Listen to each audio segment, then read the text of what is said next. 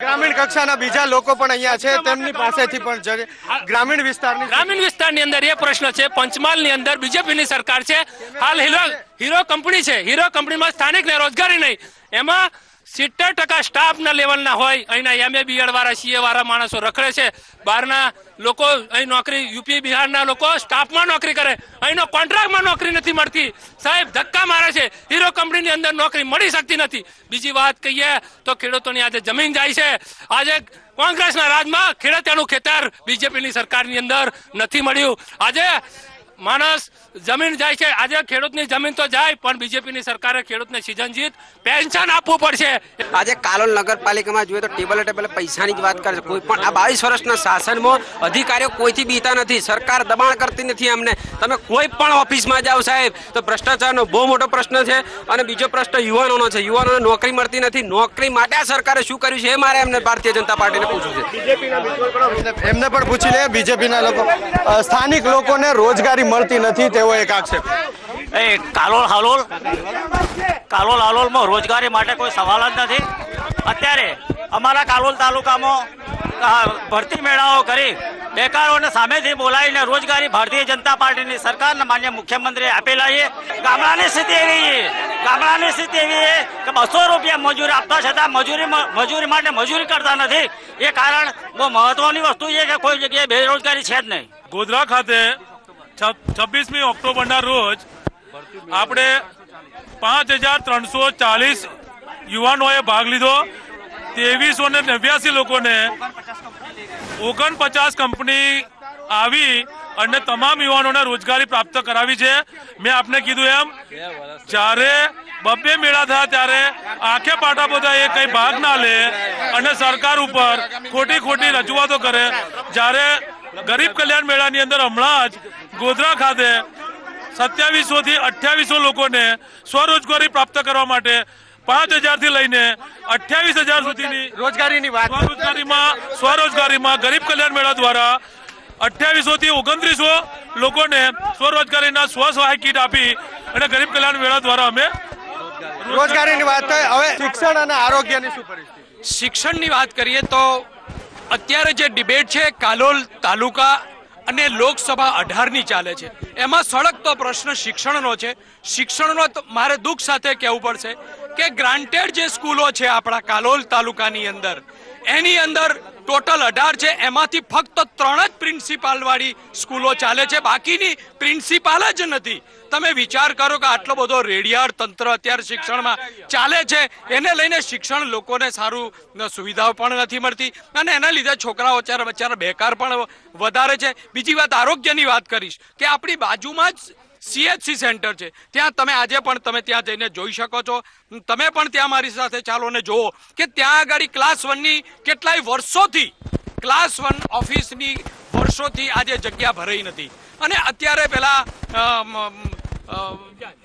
Medical ઓફિસરોથી અત્યારે આ કાલોલનું એ ચાલે છે। આરોગ્યની શું પરિસ્થિતિ? આરોગ્યની પરિસ્થિતિ જોવા તો કાલોલમાં છેલ્લા ઘણા વર્ષથી છે તે પહેલો તો એના જે આરોગ્યલક્ષી જે સેવાઓ છે, આપણે એક્સરે ટેકનિશિયનો નથી, પછીથી સુપરિન્ટેન્ડન્ટ કાલોલમાં સુપરિન્ટેન્ડન્ટ નથી, કાલોલ શહેરમાં આવડા મોટા 40,000ની વસ્તીવાળા કાલોલ શહેરમાં એક એમ્બ્યુલન્સ નથી।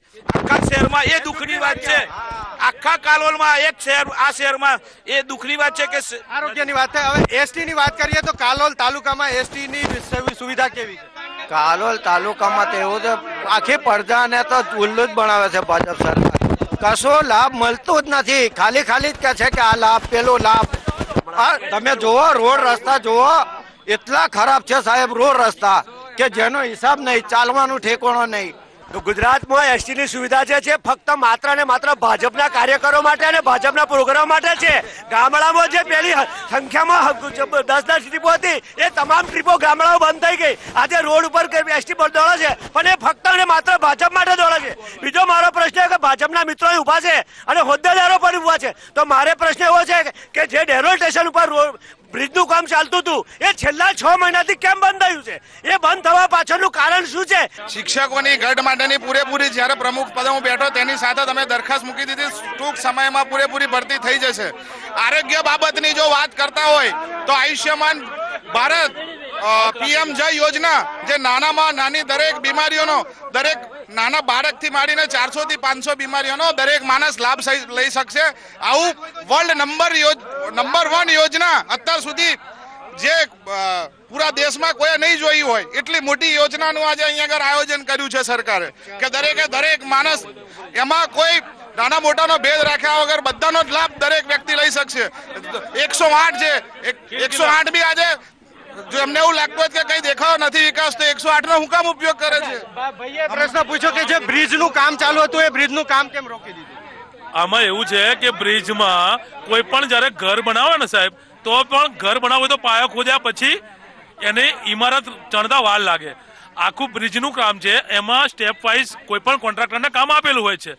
એ કોઈ પણ કોન્ટ્રાક્ટરના ઉમયું થયેલા હોય છે એટલે જે કોન્ટ્રાક્ટરના ઉમયું થઈ ગયા હોય એનું કામ પૂર્ણ થાય પછી બીજા કોન્ટ્રાક્ટરને કામ આપવાનું હોય એટલે ટેમ્પરરી ધોરણ માટે સ્થગિત કરવામાં હોય છે અને એ કામ સંપૂર્ણ શરૂ થયેલું છે. અને એમાં પણ બ્રિજ રોકાવામાં પણ સાહેબ કોંગ્રેસના કાર્યકરો ઘણા બધા એવા છે કે જેમણે ખોટી અરજીઓ કરીને રોડા નાખીને કામ બંધ કરાયેલા છે. જે ગરીબ માણસ છે ગરીબ માણસ એને આવાસ આપવું જોઈએ. અહીંયા કેટલાક કોંગ્રેસના મિત્રો એવા ઉભા છે કે મારા ડેરોલ સ્ટેશનમાં એ આવાસ તોડાવવા માટે ફરે છે. ટૂંક જ સમયમાં તોડવાની છે એમની નોટિસો પણ મળી ગઈ છે. અમે બનાવવાનું કામ કરીએ છીએ, અમે વિકાસનું કામ કરીએ છીએ. મારે એમ કેવું છે કે સરકાર મોટી વાતો કરે છે સ્વચ્છતાની. કાલોલ નગરપાલિકામાં તમે ફરીને જો કે સ્વચ્છતા કેટલી છે. જ્યાં જોયો તો ગંદકી જ છે. કાલોલ એનો જવાબ મને આપે. કાલોલ નગરપાલિકામાં ગંદકી છે. કાલોલ નગરપાલિકામાં સંપૂર્ણપણે ડોર ટુ ડોર ઉઘરાવવામાં આવે છે. સંપૂર્ણપણે ઉઘરાવવામાં આવે છે. જે તે ખાડા પડ્યા છે ખાડામાંથી બી કચરો ઉઘરાવવામાં આવે છે. આજે પણ કોઈ પણ જગ્યાએ કચરો દેખાય નહીં. રોડ પર ક્લીન છે એમાં હું સંપૂર્ણ ખાતરી આપું છું. ખાતરી આપે છે સ્થાનિક મારા સહયોગી ડોક્ટર હર્ષદ મહેરા પણ અહીંયા છે. હર્ષદ, શું લાગે, શું સમસ્યામાં તો એવું છે કે છેલ્લા 20 વર્ષથી કાલોલની સીટ પર બીજેપીનું જ રાજ છે અને બીજેપી સત્તા ભોગવી રહી છે. કોંગ્રેસ સત્તા માટે કોશિશ કરી રહી છે. પ્રતિ આક્ષેપો આપણે જોયા છે.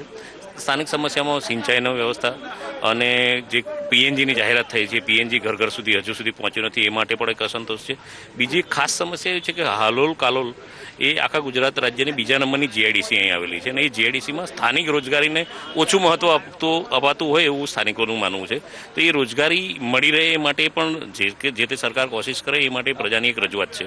સાથે સાથે રોડ રસ્તા પાણીના પ્રશ્નો તો યથાવત છે જ, પરંતુ થોડાક સમય પહેલાં અહીંયા નગરપાલિકાની અંદર અપક્ષના ટેકાથી જ ભાજપની નગરપાલિકા બની હતી. એમાં અપક્ષોએ વિકાસના મુદ્દે ટેકો પાછો ખેંચ્યો હતો અને કોઈ રીતે સમાધાન થઈ ગયું છે.